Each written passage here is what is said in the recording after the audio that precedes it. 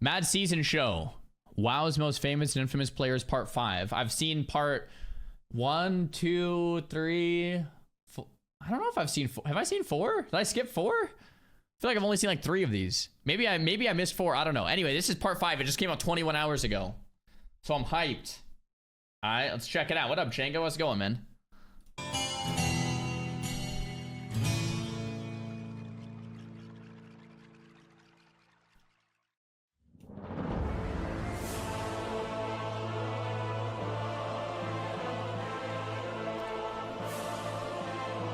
Yeah. Okay, I've seen 1, 2, and 3. When was 4? All right, thumbs up. Ready, guys? Let's do this. Leroy!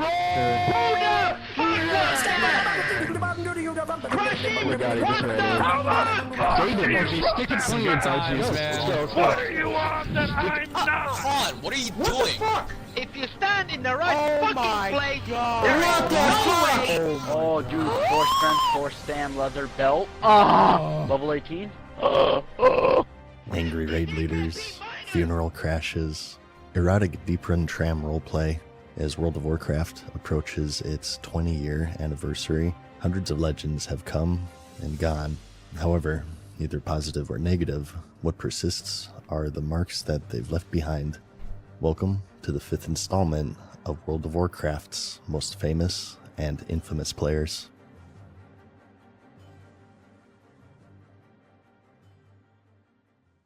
Number 5, baby. Let's go. Stack up. Wait, who? I'm trying to think who this would be. Oh my gosh. He's doing Tiny Violin. Oh, baby. Here we go. Of course he had to. Tiny Violin made it. All right. In. Stack now. Tight, I'm not moving anymore. Zeliak is... Mark Zeliak 1. is in the wrong spot. Who's on Zilliak? Feeny, move it. You're a fucking loser. Taunt Zilliak and run it away. Run Zilliak away.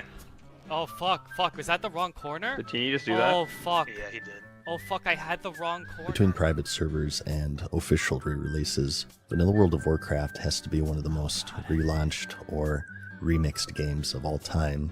And in 2023, Blizzard would launch an official hardcore server, the major difference being as simple as it is daunting.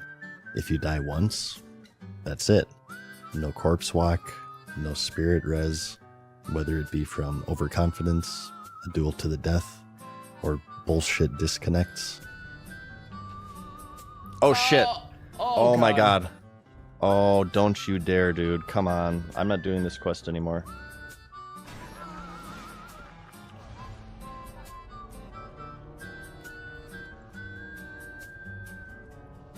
I'd like to thank you guys for checking out my stream tonight. I love this game. It's my favorite. I'm actually going to take a 2-year break. If you die, every item and all the gold on that character can be considered gone forever, even if it's at the hands not from a mob or an internet connection from 2004, but rather a supposed ally. Even if you're level 60, and even if you're in the final raid tier for all of vanilla. These official servers were inspired by the community with a self-imposed rule set and an add-on to moderate them, and in July of 2023, the Guild Hardcore Elite were making their first attempt at the final boss of the Death Knight wing, the Four Horsemen. This fight would prove to be one of the most intimidating, as one screw-up by a single person could potentially wipe the raid. It's a 4-boss fight where each horseman periodically applies a unique AoE dot that stacks onto everybody within 40 yards, and at a certain point it becomes unhealable. So the strategy to beat them is for the entire raid, tanks, healers, and DPS, is to play merry-go-round, moving from one boss to another before their stacks get too high. It requires a lot of coordination. Some believe it to be the most complex fight in all of vanilla, and also execution, and in general it's extremely unforgiving for mistakes, especially if a tank dies. Just to be clear, on this fight, or like when Tiny Violin did this, it was during the add-on days. This is before official hardcore came out, later in 2023. This was the add-on days where people were regulating the deaths through a verification system through the add-on. as the boss will then run around the room and stacking this dot onto everyone, which renews debuffs that are about to expire and screwing up the entire rotation in the process. And with death now being permanent, the stakes were high to say the least. Unfortunately for Hardcore Elite, they had an extra secret debuff, a hidden affix in the form of a player with less than pure intentions. And so begins the story of Tiny Violin, a player spurned, according to him, by being cheated out of Scarab Lord and Atish by a corrupt loot council. This, along with, as he claims, the guild cheating the rule set of the self-imposed challenge, would be the reason for what he called Judgment Day. He had been with the guild for a year. It's like, dude, like 2 wrongs doesn't make a right though, man. You know what I mean? Like philosophically, if you get wronged, it doesn't mean you have the opportunity, or like it doesn't mean you have the divine right to go and do wrong on someone else, right? Like, gosh. I think that line of thinking is just so flawed. You know what I mean? It's so flawed. The book Crime and Punishment, if you guys haven't read that, tackles that question in depth. But it's like, once you think that you can set the world straight by doing something like killing someone else or taking it out on someone else, it's like, whew, man, that's not good, man. It's not good. It's real scary, in fact. Real scary. You know what I mean? At this point, and during that fateful raid night, as they attempted their pull, Tiny Violin, who was tanking at the time, intentionally pulled one of the horsemen into the wrong corner, throwing the entire encounter into disarray and killing 36 people in the process. Oh, fuck. Was that the wrong corner? Did he just do that? Oh, fuck. Yeah, he did. Oh, fuck. I had the wrong corner. As this wasn't controversial enough, this event would start another controversy of its own within the community, as the deaths were shortly appealed and petitioned to be reset due to griefing. Those killed had their characters reinstated to them, and the community would be split on this decision, with some supporting it in order to dissuade future griefing, and others disagreeing as it bended the rule set of death is death, period. But little did they know, this would not be the last that they had seen of Tiny Violin. Months later, he had secretly gotten into the guild under another name. Oh god, They were round 2, getting ready baby. to pull the final boss of the Encourage raid, Cthulhu, who has a mechanic where he will I-beam, which changes to other nearby players and increasing in damage. This mechanic begins immediately, so pulling has to be done in a very careful way with the tank. Just think about the commitment it would take to do this troll. Like, you level 1 to 60 on hardcore and you raided them for months. Like, the amount of commitment it would take, like hundreds of hours on his part just for this one moment. You know what I mean? He bought the character. Oh, well, I guess if you bought the character the second time. But still, like, even if you bought the character to like apply to the guild and raid with them and like upkeep the character, and it probably wasn't his first raid with them, right? Maybe. I mean, I don't know. I would assume he had some type of rapport. Charging alone to take the first beam, and then the raid following a safe distance behind. While going over strategy, he pulled in without warning, instantly killing 13 people in the process. Again, do not run in with me. Wait, Oh my god. Oh my Patrick, god. Patrick, everyone. What? Oh my god. Gosh, that is so And so, brutal, dude. a true anime villain was born. He began to play the game in a very different way, by multi-boxing 16 accounts and camping them throughout the world at various spots to dispel unsuspecting raiders of their buffs. World buffs He would gone. even go as far to claim that he had been in contact with a Blizzard developer, and he was one of the reasons that Blizzard released the Chronoboon item in 2019 Classic, which allowed players to safely store their buffs. Reaction to his story are extremely polarized. Some are angry, some are amused, some look at him as a hero, others as a villain. But whatever the case, he certainly earned the title of one of the more infamous players of recent Fair day. enough, yeah. Patrick, everyone. What? Oh my god. Jeez. I mean, he definitely deserved a list, you know, a part of the top 5. But jeez. I don't know, man. It pains me so much to see that, man. It really does, dude. Oh gosh. My video on how I make money in SMCath. It's a 10-minute Wow, run. Hobs. This is basically what I've been doing for a while. It's a it's a power level where I basically get all the good loot and they get all the great experience. What's happening here? On a more wholesome note, when World of Warcraft was released in 2004, social media was still in its infancy, and therefore so too were its content creators. And even still, those who did exist were more PvP-centric, uploading their compilations to the popular website Warcraft Movies. When YouTube launched in 2007, along with the game's first expansion, The Burning Crusade, one of the very first content creators would make their debut, a player by the name of WoW Hobs, who didn't showcase his prowess in PvP, but instead in power leveling. The Hobs way of pulling, as he called it, would involve gathering up all of the mobs Sick. inside of a low-level dungeon and AoEing them all down at once in order to power level. His videos were guide-based, sharing his experience, 17 years tips, ago. and tricks, and were characterized by his humor, enthusiasm, and deep knowledge of the game, quickly garnering him a dedicated following and earning him the title of one of the very first World of Warcraft content creators. I watched He him would show, at the time, and read his blog. a Yeah. unique and unconventional way of playing the game by soloing through these low-level dungeons and providing quick XP for the levelers in his party, and also a lucrative way to farm gold. These videos would stand out in a sea of PvP compilations that dominated the scene and pioneered an entire genre of entertainment.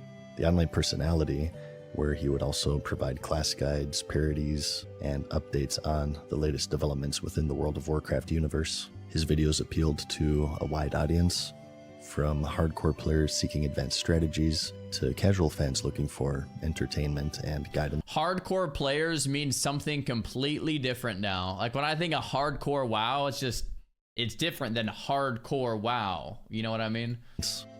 Over the years, Hobs has established himself as one of the more respected and beloved figures within the World of Warcraft community.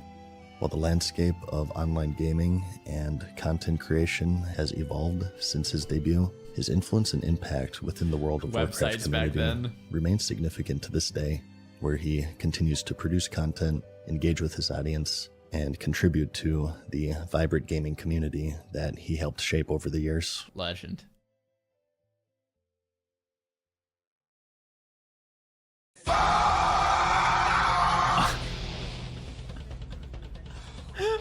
The year I don't is know if I've seen 2008. this.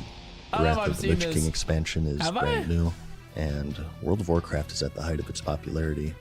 However, with great power comes great responsibility, as with success comes with the opportunity for theft, robbery, and pilferage. Oh no. As the game grew in popularity, so too did the ways in which players' accounts were stolen. I was just minding my own business, doing a little research online, and somehow my account got hacked. Oh That's no. the power that this game had. In the mid-2000s, people were after your credit card number, banking information, social security number, and your World of Warcraft account. No. The fuck? Ah! What the fuck? Oh no, that's terrible. He got hacked. What the fuck? Have you ever been so pissed off that you unlocked your Bro, potential? I thought, okay, dude, I thought I got hacked one time. I actually wasn't hacked. I changed my password and then forgot it. I ended up getting it back. But I remember I was like 12 years old and I was so sad. My whole life was over, man. Like my whole WoW account was gone. I was just like, I couldn't log in. I was like crying. I was so upset, dude. So like I empathize a litle bit. It's a terrible feeling. As a death metal singer.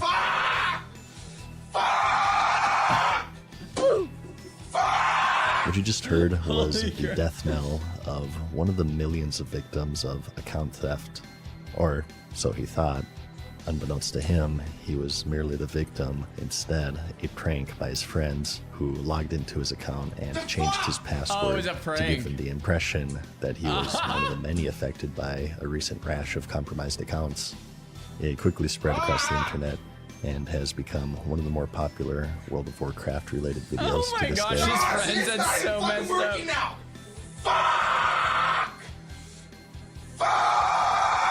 Oh no, dude. This reminds me of another video. Do you guys remember Swarm Rage video? If not, we'll watch it after the video's over. It's a PvP video of like someone raging at his friend. You guys remember that? And not maybe less of you have seen it. Maybe it's in this video though, so we'll keep watching. If not, we'll watch it at the end.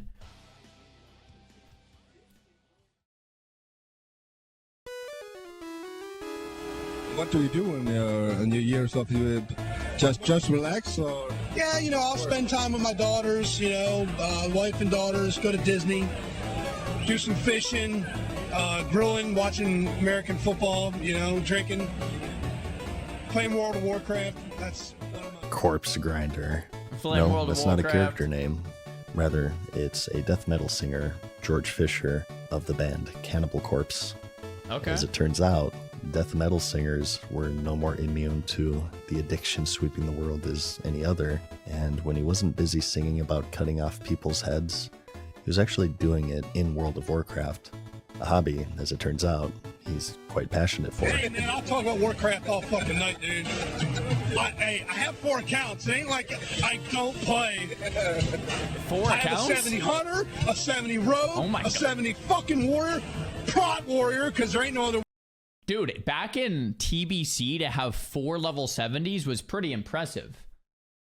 Like back then, this was before people were playing alts. Yeah, he probably meant 4 characters. Yeah, he probably meant 4 characters, but still, that was before people had a lot of alts, dude. I only had 1 level 70. I don't know about you guys. Most people only had 1. Way to be. And what other 70 I got? Oh, priest, undead. One wouldn't really think Undead. that death metal and MMORPGs really have an intersection, so many were surprised to learn that George was an avid fan of Blizzard's 2004 hit, as he revealed in a 2007 heavy metal Horde had interview. And he had a lot to say about his time in Azeroth. Stop going to the fucking elemental plateau ganking people. I'm trying to get motes of air. Nobody else in the damn place I probably farmed this guy. Warcraft because we probably would never do an album. You know, I swear, and I wouldn't do this, but there are times when I get ganked where somebody fucking kills my guy, and I'm like, if I could just reach through the computer, I would punch that motherfucker's lights out right now. The interview was quickly shared across social I guarantee this guy's a massive noob and he's getting farmed in the elemental plateau. He's just raging. Like, dude, go to a PvE server or something. media, and it really showed that all walks of life played the game, from 10-year-olds Oh to my soccer gosh. moms to death That's metal funny. singers. It hooked everyone, it seemed. You know what kills me the most is all these fucking hunter elves you see, and they're all like Legolas, but it's all spelled wrong. Fuck off! That's fucking Lord of the He Rings. would even perform live at BlizzCon in 2011. Oh, that's great. And he still plays to this day, as far as everyone knows, but due to the demands of his band and his personal life, he can't get as much game time in as he'd like to. Today, when he isn't performing, he's honing his proficiency in claw machines and donating the prizes to charities around the world. If I don't have a connection Nice. on tour, I get really pissed off. I get fucking really mad, man. I'm serious. There's a lot to do, man. There's motherfuckers to kill, you know. I don't like playing PvP. All right, who's up next? Joanna, of course. Speed leveler. What is the point of a video game? You start RIP, from square boys. one and slowly unravel the story, progressing your character along the way, as well as your skill, and watching an ending credits roll. It's enough to satisfy most, but for some, the first thing that they do after watching the credits is to go again, but this time, a little faster. As social media has flourished over the years, so too has the speedrunning community. Groups of people gathered around thousands of different games Fallout. with one simple goal: beat it as fast as possible. Still, long before this ideal environment was created, there's a man who did the unthinkable. Not only did he level from 1 to 60 in vanilla World of Warcraft, he did it faster than anyone else on the planet, several times. And so begins the story of Joanna. His speedrunning escapades started long before World of Warcraft, however, as far back as 7 years old in 1987 and speedrunning Quake in the 90s. Oh, I didn't know even that. publishing the first ever recorded Castlevania 4 speedrun in 1999. As far as World of Warcraft is concerned, his story begins in its infancy in vanilla and quickly gaining recognition for his speedrunning strategies and completing the leveling process in record time. His detailed guides and videos on efficient leveling routes and tactics attracted a large following of players eager to optimize their own leveling experiences. Today, I think it's harder to appreciate just how helpful this was, as questing and leveling have become much more understood and less intimidating. But in the culture of the early MMOs, leveling That's to the one way to max, say it. period, regardless of the speed, was a pretty daunting task, so his guides were a lifesaver for those who ran into trouble. One of his most notable achievements came in 2006, when he set the world record for the fastest time to reach level 60. This accomplishment solidified his reputation as one of the most skilled and dedicated players within the community. Throughout the years, he continued to create content focused on World of Warcraft, including leveling guides, strategy videos, and gameplay commentary, and his dedication to the game and his willingness to share his knowledge with others earned him a loyal fan base and recognition for one of the more iconic players to have played the game, and pioneering what was then a unique and difficult form of challenge. He continued to participate in various WoW events and competitions and remained an active member within the community until, due to a heart condition, he sadly passed away in April of 2024, leaving in his wake a unique legacy and memories that many today look back to fondly. R.I.P.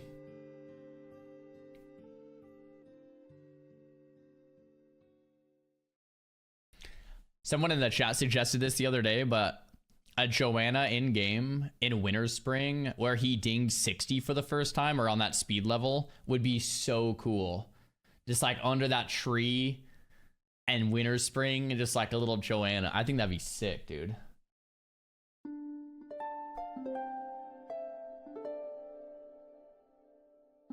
A month ago, yeah. Reckful, of course. Of course, Reckful, man. When thinking of personalities within Wait, was the world Reckful really not in parts 1 through 4? Like, in terms of World of Warcraft's most famous players, Reckful's got to be like 1, dude. My heart can't take this? Yeah. I guess he never was in parts 1 through 4, now that I think about it. Oh yeah, of course you do, Reckful. Okay. Warcraft community, it's hard to not immediately think of Reckful. Reckful began playing World of Warcraft in its early years, but his history with MMOs first began in Ashran's Call, where he quickly became dominant in the game's PvP system. And when World of Warcraft released in 2004, he would join the millions of others in exploring the world of Azeroth. And he hated it. In fact, he never made it past level 30, as he found the questing to be too boring to be bothered with, and it wasn't until the game's first expansion, the Burning Crusade, with the release of the competitive arena system, that he would become engulfed into the addiction sweeping the world, having been given an account by his friend, which held a level 70 rogue named Reckful. I like that his first account was given to him. He didn't even level. And he logs in, he's just a legend. Like I don't know about you guys, but if you've played a character that you've boosted or like haven't leveled, guys, and like it feels foreign because you haven't like leveled it, right? Like imagine just getting a 70 rogue and just being a legend. Like that's pretty impressive. Similarly to Ashram's Call, he quickly rose to prominence as one of the game's top PvPers, specializing in the rogue class in particular, and achieving high rankings in PvP, not just in the Burning Crusade, but throughout all of the game's history. On a surface level, competitive PvP in World of Warcraft seems to be quite a simple thing. You kill the enemy players while keeping your allies alive, but as you climb rank, you realize just how... Yo guys, fun fact, the gaps in my action bar I got from Reckful. I don't know if anyone knew that, but I have these same gaps in my action bar that I've had for the past 12, 15 years or something. Yeah. I remember watching his videos. I'm like, oh, that's smart. You can like group your cooldowns and see it easier, and like have it spaced out so you can like, you know, see things clearly. Yeah, you can like group certain things. How much depth there is between crowd control, communication, cooldown management, Orange target marmalade. switching, and so on. Only those with the ability to make quick decisions and with a deep knowledge and understanding of every single matchup were the ones to find success, and Reckful was successful, to say the least. He first uploaded to the popular Warcraft movies PvP Hub and later YouTube, his videos quickly garnering millions upon millions of views from the community. Along with friends, he would compete in esports tournaments surrounding the game, teaming up with other Such a golden similarly era, extremely dude. skilled players, and even At Sea-Doo, is that a Zale? Wreck? became the first player ever to hit 3,000 rating in the game's arena mode. And while many would initially be drawn to him for his skill in PvP, they would stay for his entertaining personality. Yeah. This is Peekaboo. This is Peekaboo. Does that say Peekaboo? Yeah, this is Peekaboo, man. This is he's fighting Peekaboo in this clip. There's no way, dude. I wonder if that's actually. Yeah, it actually is. I'm pretty sure Pika's getting owned right now. Yeah, Peekaboo just lost. He's playing with Merlin. Peekaboo got smoked by the goat, man. And insightful commentary. He would quite frequently offer a view into his personal life with his viewers, who soon began to learn more about the man behind the rogue, and it would be inevitable that he would venture beyond the confines of the game and forging his path into the broader realm of content creation. His content wasn't just about gameplay, it was of entertainment. Yeah. Filled with laughter, drama, and heartfelt moments. Silence. From epic arena matches to unfortunate mishaps, his streams were a roller coaster ride of highs and lows, and turning into something of a gathering where gamers from all walks of life came together to share their passion for this virtual realm, and quickly making him Bro, old Twitch. Look at that, man. Look at that, dude. one of the first big streamers on Twitch. Amidst these chaotic adventures, he embarked on a quest for balance. This first stream right here. Streamers on Twitch. I was watching this first stream, and he was on the login screen. This was Cataclysm. He quit for a while. He quit because I think it was like he lost his tournament in this really unfortunate way or something. I can't remember exactly. He told the story on stream once. And he quit, and he was streaming on the login screen, and he said, if I get, was it $1,000 or 500? I think he said if I get $1,000, I'll log in. Was it 1,000? Was anyone watching that stream with me? This is like 14 years ago or something. 13 years ago. I think it was like $1,000. He's like, if you guys donate me $1,000, I'll log in. And he, like, people donated right away. He made like $1,000 right away, and he logged in. And this was him logging in for the first time into WoW for like, I don't know, 6 months or a year. And everyone just stormed him in the cities. He didn't have a webcam or anything. It's like in one of his first streams, no webcam, no nothing. But chat was going wild. Everyone was loving it because, you know, of course he was like famous on Warcraft movies, and everyone wanted to watch him play. Plus he played in other events too, like WoW esport events and stuff like that too. Amidst these chaotic adventures, he embarked on a quest for balance in his personal life and shared struggles with mental health issues such as anxiety and depression, and used his platform to shed light on the importance of mental wellness.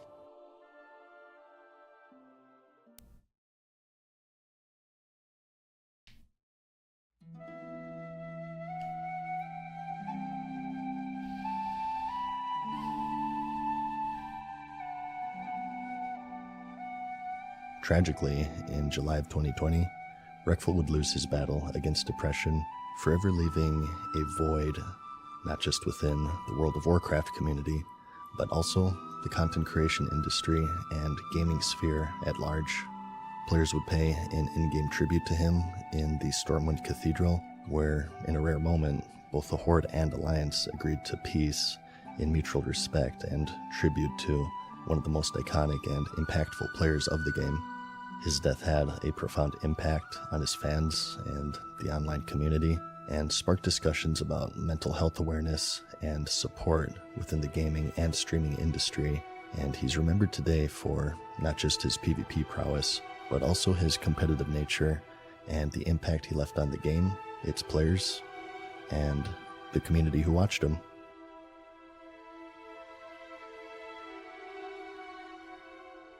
Famous, infamous, wholesome, controversial, whatever the case may be, World of Warcraft's intriguing legacy isn't defined by its lore, world, or even its gameplay as much as it is by the people who played it.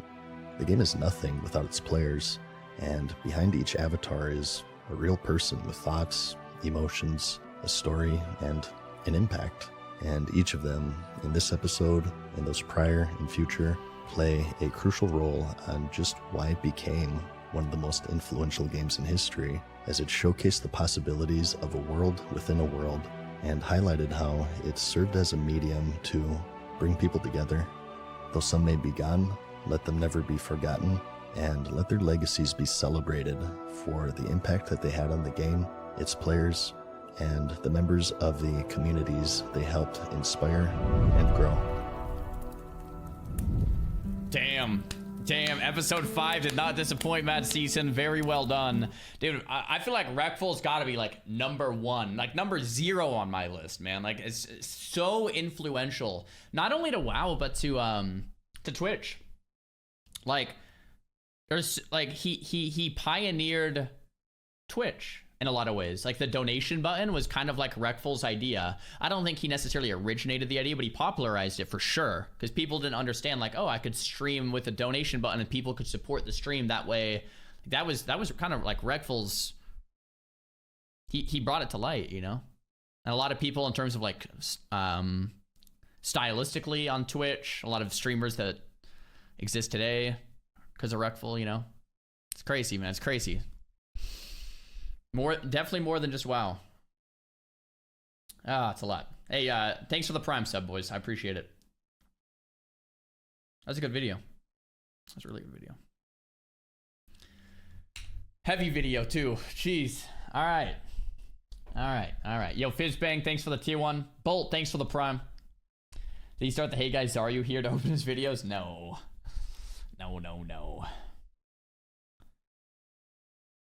Black Zeppelin, thanks for the Prime. Didn't expect that to be so heavy. Yeah, I know, man. It's crazy. Crazy. All right. I wanted to watch... Is it Swarm? Rages World of Warcraft. This. Have you guys seen this video? A lot of you probably haven't seen this. This is more of a PvP video.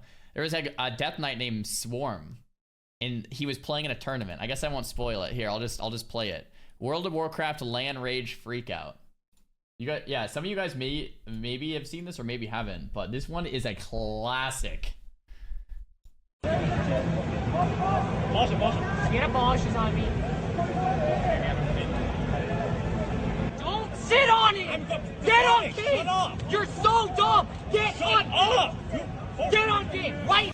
Keep in mind, this is mid-arena tournament. They're in a match right now. They're in a game. They're in the middle of... They're playing currently, and he was just like looking over, yelling with his hands off the keyboard. Now! I'm out of here. Oh yeah, this is Serenia. Wait, no, is this Serenia or is this Swarm? Anyway, sorry, I'm gonna play it. I'm gonna go back a few seconds and keep playing. Shut up! Get on game right now! I'm out of here. What are you doing? So fucking bad. Get on game! I am fucking...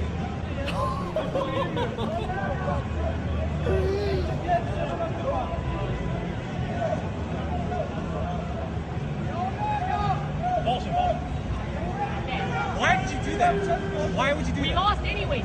You're not keep fucking bad. Why would you do that? Oh my god. Why would you stand up? Because we lost anyways. You're dumb. It had nothing to do with it. Get on game. Just stop nerd raging, please. That's my favorite part. He goes, "Stop nerd raging, please." Yeah, this is Serenia and this is Swarm. Stop nerd raging, please. You're so bad, it's unbelievable. Raging, no, shut up. You're fucking retarded. Calm down. I'm so sick of the sponsor and you're making us look like a fucking... Calm down. You're so bad. Oh, man.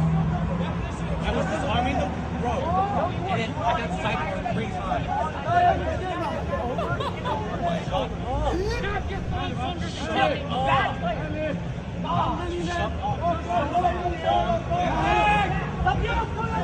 I think they're playing threes too, and I think this is this their healer? This is their third guy, right? And he just doesn't say a word. This guy's just chill. I think this guy's on his team. Correct me if I'm wrong. I don't think it was a twos tournament. I think it was threes. This guy's just straight chilling. He's like, yeah, my partners are idiots. Like, Ben Urqui's in the background. Oh yeah, he is.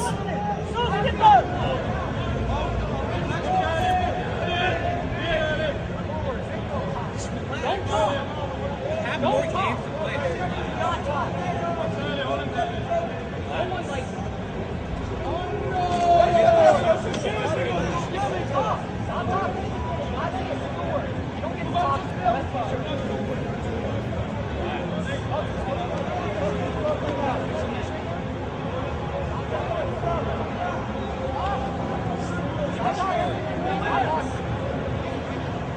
So that's basically the video. I don't know. I just thought this video was so funny, man. When was this? Yeah, this was 15 years ago.